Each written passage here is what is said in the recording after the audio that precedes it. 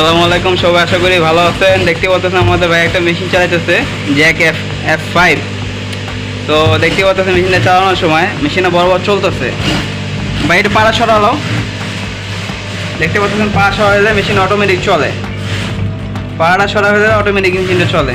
তো এই সমস্যার অনেক সময় অনেকে পড়ে থাকি, তো সমস্যাটা কীভাবে সমাধান করবে আজকে এই ভিডিওর মাধ্যমে দেখাবো। অবশ্যই সবাই ভিডিওটা ফুল দেখার চেষ্টা করবেন, কেউ ভিডিওটা কাটবেন না।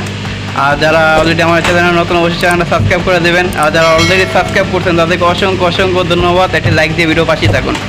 তো আমার এখন পি বাটন যেটা যে আছে দেখতে পাচ্ছেন, একটা প্লাস একটা মাইনাস বাটন আছে। তো প্লাস এবং মাইনাস বাটন দুইটা একসাথে চাপ দিয়ে ধরে রাখবো। ধরে রাখার পর এফ আসবে একটা এফ। তো এফ আসার পর হাত সরা ফেলাবেন, আর সরানোর পরে প্লাস বাটন চাপ দিবেন। চাপ দিয়ে এটাকে আপনি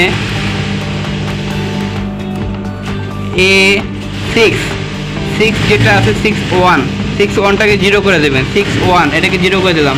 তারপর প্লাস বাটন চাপ দিয়ে F-এ নিয়ে আসবেন, F পরে মাইনাস বাটন চাপ দিয়ে P-তে আনবেন। বাস, ওকে, আমাদের মেশিনটা এখন চালান ভাই।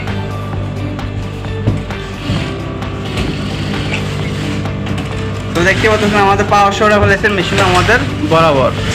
তো যদি ভিডিওটা ভালো লাগে থাকে অবশ্যই ভিডিওটা একটা লাইক দিতে অবশ্যই ভুলবেন না। যদি ভালো লাগে থাকে অবশ্যই একটা লাইক দিবেন। তবে ভালো থাকবেন, সুস্থ থাকবেন। আজকে পর্যন্ত, আসসালামু আলাইকুম।